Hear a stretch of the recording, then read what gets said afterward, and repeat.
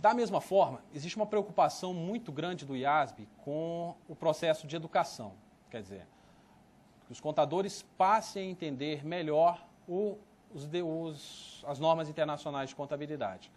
Então, se nós deixarmos de lado essas empresas de menor porte, existe o risco do processo pedagógico de adoção das normas internacionais de contabilidade, de entendimento das normas internacionais de contabilidade ficar prejudicado. Então, o próprio IASB ele tem um projeto de normas internacionais para pequenas e médias empresas. Tá? Isso está no site do IASB, ele tem uma ideia de produzir um conjunto de normas internacionais de contabilidade mais abrandado para empresas de menor porte. E é mais ou menos por aí, quer dizer, liberar algumas informações, principalmente no que se refere à publicação, porque o custo de publicação é um custo muito alto, né? Se a gente parar para analisar, o custo de divulgação de informações é um custo bastante elevado. Então, reduzir um pouco as exigências de publicação, mas não abandonar para as empresas de menor porte os padrões internacionais de contabilidade, até por questões educacionais, para que os princípios constantes das normas internacionais de contabilidade possam ficar arraigados no conhecimento contábil mundial. Agora a gente vai tratar aqui um pouquinho dos desafios. O primeiro ponto de desafio, eu já passei por ele tangenciando um pouco mais atrás, nós temos normas, o nosso sistema legal, ele é pautado por um direito romano, quer dizer, nós estamos pautados por um direito de códigos, um direito pautado na lei, na letra da lei.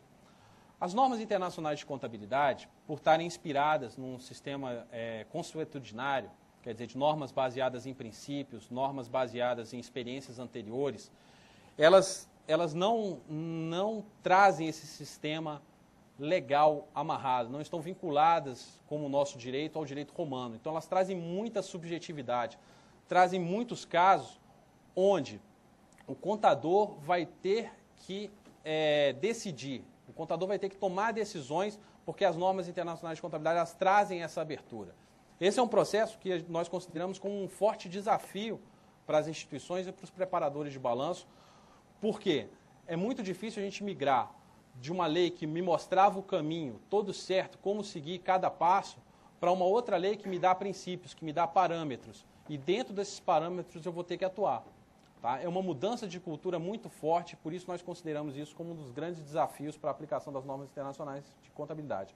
A capacidade de análise e argumentação que o contador vai ter que passar a ter também é um desafio muito forte. Não existe mais o contador aplicador de lei. Pega a lei e aplica. Ele vai ter que olhar a norma internacional de contabilidade, interpretar aquela norma internacional de contabilidade, ter julgamento com relação àquela norma e à operação que ele está contabilizando, e aí sim poder fazer o seu registro contábil, preparar a sua demonstração contábil, preparar o seu balanço. As normas internacionais de contabilidade, independentemente da categoria jurídica, elas estão sempre exigindo a prevalência da essência econômica. Então, aquele princípio da essência econômica sobre a forma jurídica, nas normas internacionais de contabilidade, eles são preponderantes. Tá? É um princípio preponderante. A gente vai estar sempre buscando que a contabilidade reflita da melhor forma possível a essência econômica da operação que está sendo registrada. A constante atualização dessas normas internacionais de contabilidade, como eu falei para os senhores, as normas internacionais estão sendo revisadas a todo momento. Vai obrigar que o contador também se atualize a todo momento. Não existe mais, eu conheço o Código Civil, eu conheço de ponta a ponta a Lei 6.404, conheço de ponta a ponta a 11.638, não existe mais. Agora eu vou ter que conhecer as normas internacionais de contabilidade e a evolução das normas internacionais de contabilidade que está ocorrendo a todo dia. Quer dizer, um processo constante de atualização. E para que essa atualização venha a se tornar uma realidade, eu vou precisar de um forte investimento. Investimento em pessoal, investimento em capacitação e nos sistemas de controle interno das entidades para que possa fazer o batimento dos lançamentos, o batimento da contabilidade como um todo.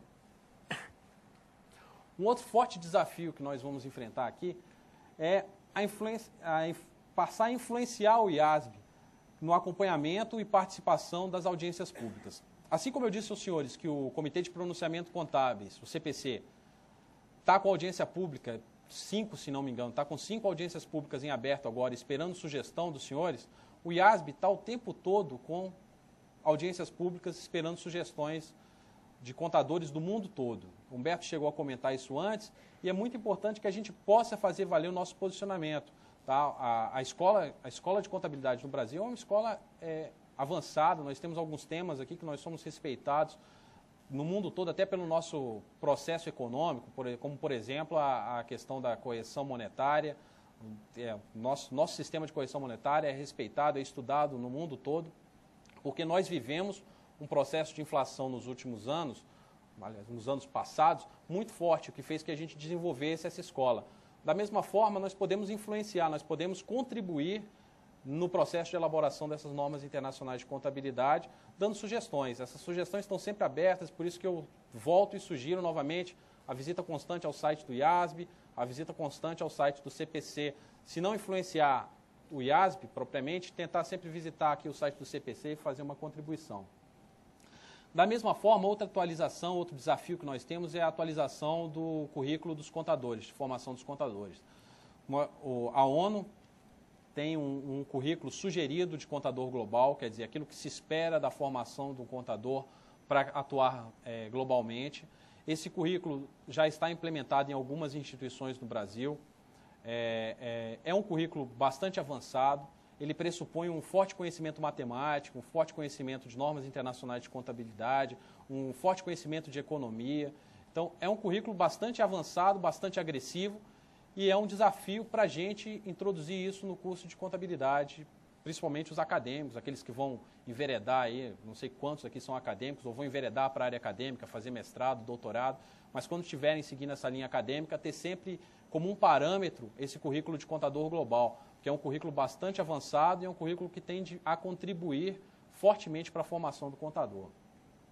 E a questão da pré-academia, né? Quer dizer, da formação complementar, quer dizer, além do ensino formal, passar pela universidade, pós-graduação, mestrado, doutorado, aqueles que preferirem seguir a carreira acadêmica, tem a obrigatoriedade da língua inglesa. A maior parte dessas normas ela é elaborada e disponibilizada, o seu original, em língua inglesa, e aí o desafio, uma questão de obrigatoriedade de conhecimento dessa língua ou da busca do entendimento dessa língua num curto prazo.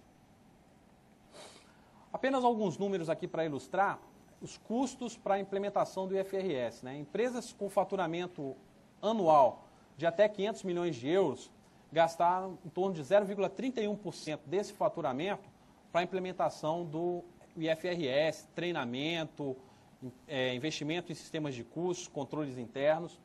Empresas com faturamento anual de 500 milhões a 5 bilhões de euros gastaram 0,05% do seu faturamento.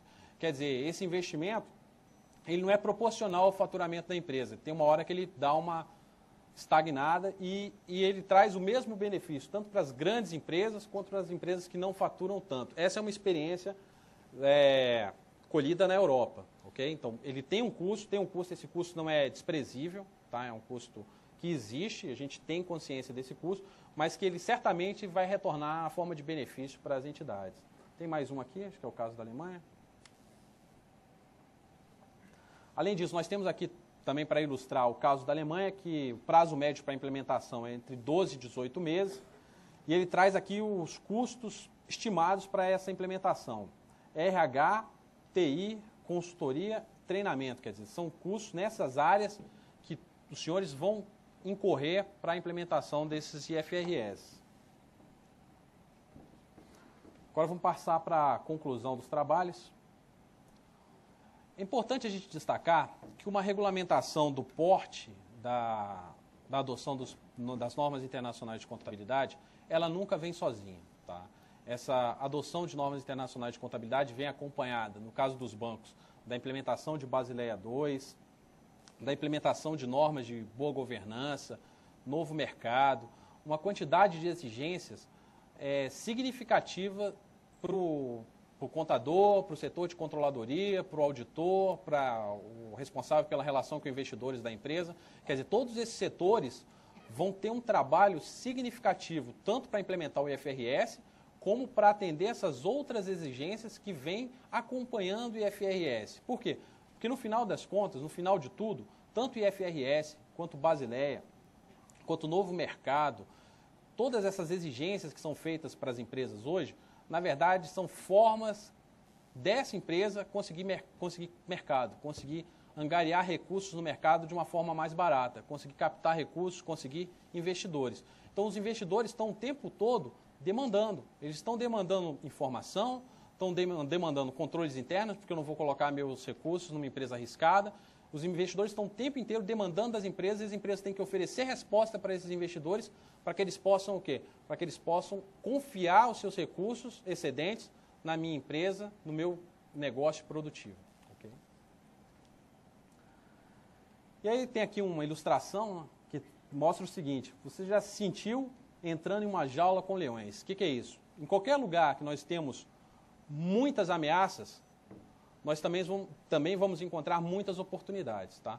Nós estamos no mercado, nós estamos vivendo um mercado de alto custo, como a gente demonstrou para os senhores, um mercado de muito trabalho, um mercado de exigência de capacitação, um mercado que vai exigir investimento, mas é um mercado também que vai permitir que os senhores passem a ganhar mais, que o contador ocupe uma posição de maior relevância dentro das organizações.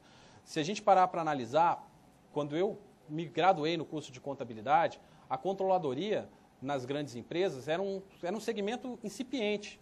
Você falar em controladoria, a cadeira de controladoria no curso de graduação era uma cadeira bastante incipiente, estava procurando o seu caminho ainda.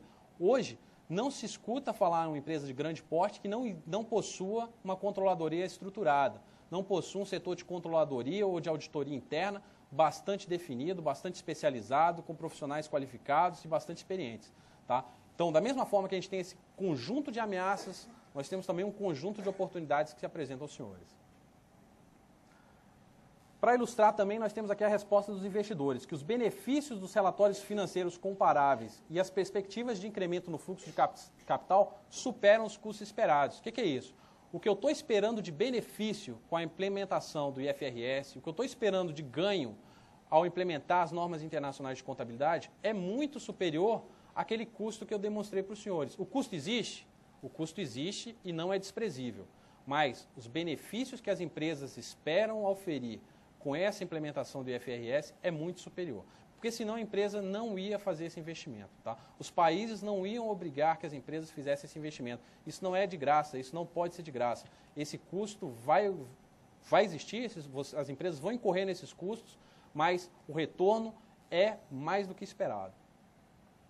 Outro item apenas para ilustrar, a introdução das normas internacionais de contabilidade proporcionou maior transparência e confiança e comparabilidade para os padrões e para as publicações de informações contábeis. Quer dizer, a partir do momento que as empresas na Europa adotaram padrões internacionais de contabilidade, os investidores ficaram mais confiantes nas demonstrações que foram publicadas. Quer dizer, os investidores passaram a acreditar e, por consequência, passaram a investir mais nessas entidades.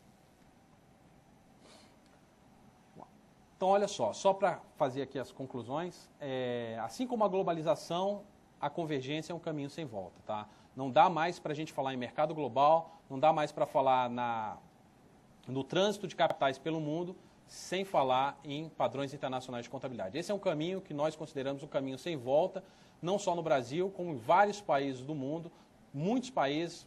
Nós vimos aqui por aquele mapa demonstrado pelo Humberto, quantos países do mundo, aqueles países que estavam marcados em azul, quantos países do mundo já estão adotando IFRS ou vão adotar IFRS nas suas empresas mais relevantes. Então, é extremamente significativo, é a regra do jogo, não dá mais para voltar. Nós temos que migrar para esse padrão para poder garantir a entrada de fluxo de capitais, para garantir que os capitais permaneçam no país. Além disso, cabe ilustrar que a própria economia norte-americana, que agora, depois da crise, está sendo bastante criticada, mas antes da crise, inclusive, já tinha demonstrado a sua intenção de migrar ou de convergir para os padrões internacionais de contabilidade. O que é isso? O FASB, que é o organismo de padrões contábeis dos Estados Unidos, já tinha feito um protocolo, juntamente com o IASB, para que as demonstrações publicadas e elaboradas com base nas normas internacionais de contabilidade fossem aceitas, tá, no mercado norte-americano.